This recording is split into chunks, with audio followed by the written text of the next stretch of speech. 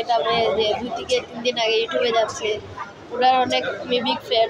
উনি আগে প্রিমিয়ার লিগে খেলতেন লেস্টার সিটি হয়ে, এখন নতুন ক্লাবে। উনি এখন বাংলাদেশ হয়ে খেলবেন, অনেক গর্বের বিষয়। ওই যে 25 তারিখ ম্যাচ দিয়ে ওনার অভিষেক হবে ইন্ডিয়ার সাথে। এটা ইন্ডিয়ার সাথে ম্যাচ জিতবে নিশ্চিত হবে হামজা যদি থাকে। কারণ ফাহমিদুল ইসলাম এসেছে, হ্যাট্রিক করছে গোল। উনি ইন্ডিয়া থেকে আসছেন, উনি অনেক ভালো খেলেন। আর হামজা চৌধুরী তো অনেক ভালো খেলেন। ওরা দুজন যদি ইন্ডিয়ার সাথে ম্যাচে থাকে, ওরা নিশ্চিত এবার ম্যাচ জিতবে। হামজা চৌধুরীর লাগে আইসি, হামজা চৌধুরীর অপেক্ষা আইসি বাংলাদেশের ফুটবলের মানে বালা একটা দিন দেখতাম আইসি। অবশ্যই কিনা দিন আপনি কিনা লেগে আইসেন, অবশ্যই একটা বালা কিছু এর লাগে তো আইসেন।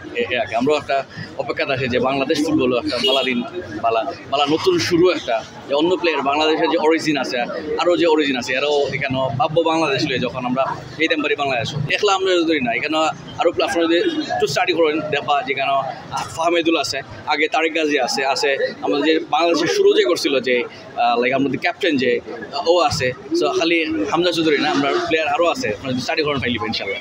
হামজা চৌধুরী আসার মধ্য দিয়ে বাংলাদেশের ফুটবল যে রাতারাতি চেঞ্জ হয়ে যাবে সেই প্রত্যাশাটা করা উচিত হবে না। তবে আমরা মনে করি হামজা চৌধুরীর মতো যে প্লেয়াররা, ওয়ার্ল্ড ক্লাস প্লেয়াররা যদি বাংলাদেশে আসেন, তাদেরকে দেখে নবীন প্লেয়াররা অনুপ্রাণিত হবে। বাংলাদেশের ফুটবলে আরও অনেক প্লেয়ার তৈরির যে পথ, সেই পথ তারা সৃষ্টি করে দিবেন, সেটা আমরা প্রত্যাশা করছি।